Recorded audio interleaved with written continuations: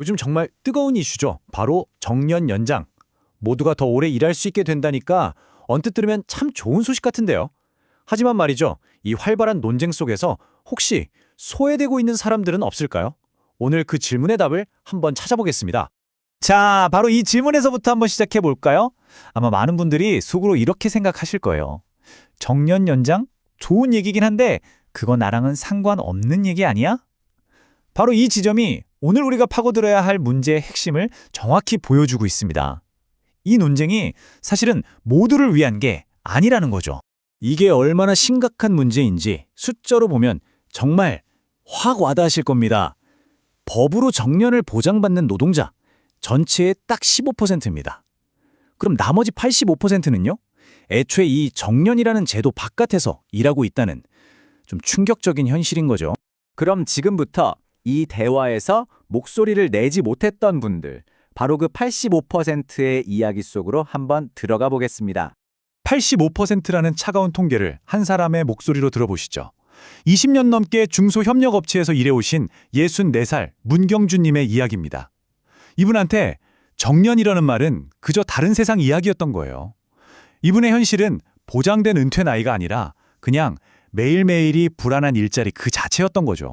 지금 우리 노동시장을 보면요, 꼭 두 개의 다른 세계가 있는 것 같아요. 한쪽은 법이라는 성병 안에서 보호받는 소수, 그리고 다른 한쪽은 언제 무너질지 모르는 아슬아슬한 탑 위에 서 있는 대다수. 상황이 이런데 정년 연장이라는 똑같은 단어가 이 양쪽에 전혀 다르게 들릴 수밖에 없지 않겠어요. 그래서 이분들이 정말 밤잠 설치면서 고민하는 건 내가 몇 살까지 일할 수 있을까가 아니에요.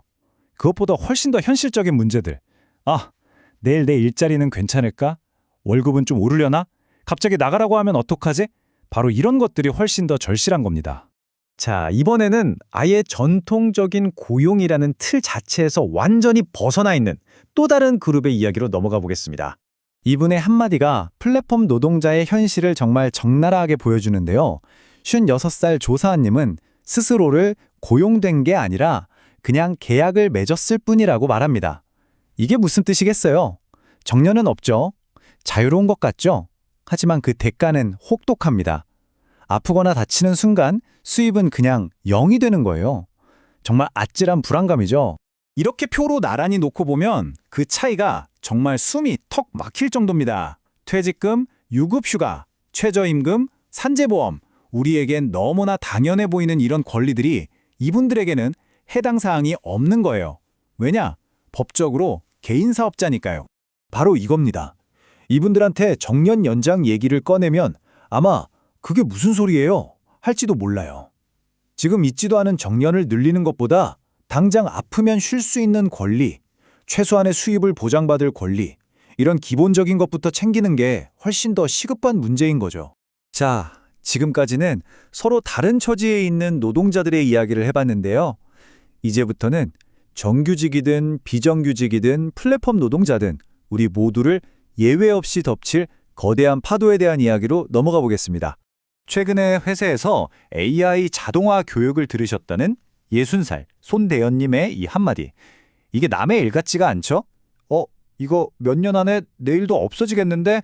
이런 섬뜩한 생각이 드는 거죠. 이건 손대현님 한 분의 걱정이 아닐 겁니다. AI가 우리 일자리에 미치는 영향은요, 생각보다 체계적이고 또 점점 더 빨라질 겁니다. 처음에는 단순 반복 업무부터 시작하겠죠. 그러다 어느 순간 복잡한 전문직의 영역까지 훅 들어올 거고 결국에는 시장에 있는 일자리 파이 자체가 줄어들 수도 있다는 거예요. 이게 우리가 지금 마주한 피할 수 없는 현실입니다.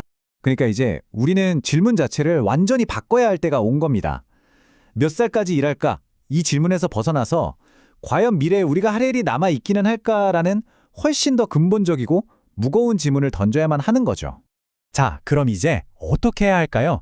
결론으로 한번 가보겠습니다. 더 이상 65세냐, 68세냐 이런 숫자 싸움이 아니라 정말로 사람을 위한 전략이 뭔지 그 이야기로 넘어가야 합니다. 우리가 가야 할 길은 사실 꽤 명확합니다. 각자의 역할이 있어요. 기업은요, 해외로 나갈 생각만 할 게 아니라 국내에 좋은 일자리를 만들고 협력업체 직원들도 좀 챙겨야 하고요. 정부는 말로만 할 게 아니라 공공부문부터 제대로 된 기준을 보여줘야 합니다.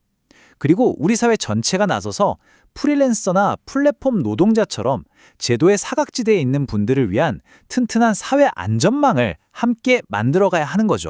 왜냐고요? 결국 이겁니다. 정년이라는 건 그냥 숫자일 뿐이에요. 하지만 일자리의 질은요, 우리 한 사람 한 사람의 인생을 통째로 바꾸는 문제거든요.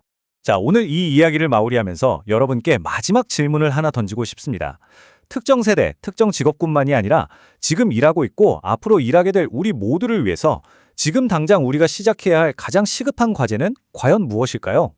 이 질문에 대한 답을 함께 찾아가는 것, 거기서부터 진짜 변화가 시작될 겁니다.